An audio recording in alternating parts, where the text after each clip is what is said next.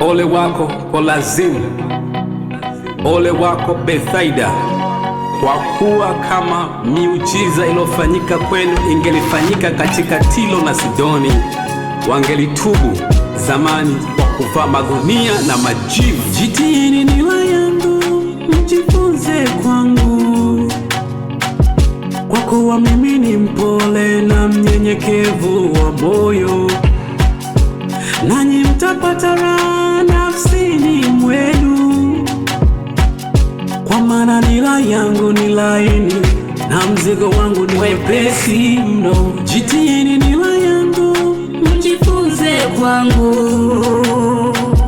kwa kuwa mimi ni mpole na mnyenyekevu wa moyo, nanyi mtapata raha nafsini mwenu, kwa maana nila yangu ni laini na mzigo wangu ni wepesi mno. Ijapokuwa maovu yetu yanatushuhudia, kurudi kwetu nyuma ni kwingi, tumekutenda dhambi.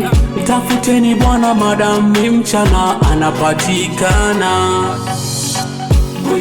Bwana Yesu anasikia. Bwana Yesu anasikia. Bwana Yesu anasikia. Bwana Yesu anasikia. Haijalishi mangapi Mungu umemkosea, anasamehe. Haijalishi wingi wa dhambi ulizo nazo, anasamehe. Kuna wakati unahukumu moyo wako, unajiona haufai. Usibebe mzigo mzito utue, utubu haukosei. Geuka utazame msalaba ule kwa ajili yangu mimi na wewe. Yesu alikufa msalabani kwa roho zilizopotea. Mwenye dhambi mmoja akitubu, malaika washangilia. Ni furaha juu mbinguni, malaika washangilia.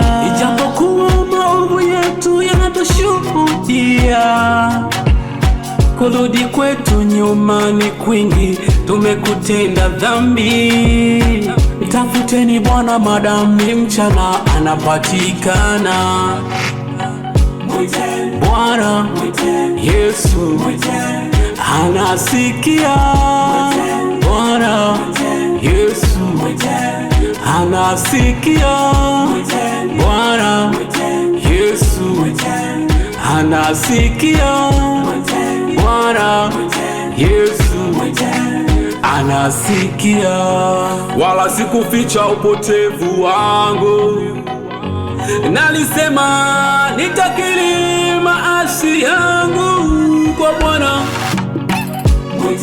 Bwana Yesu anasikia.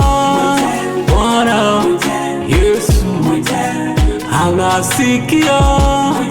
Bwana Yesu anasikia. Bwana Yesu anasikia. Bwana Yesu anasikia. Bwana Yesu anasikia. Bwana Yesu anasikia. Bwana Yesu anasikia.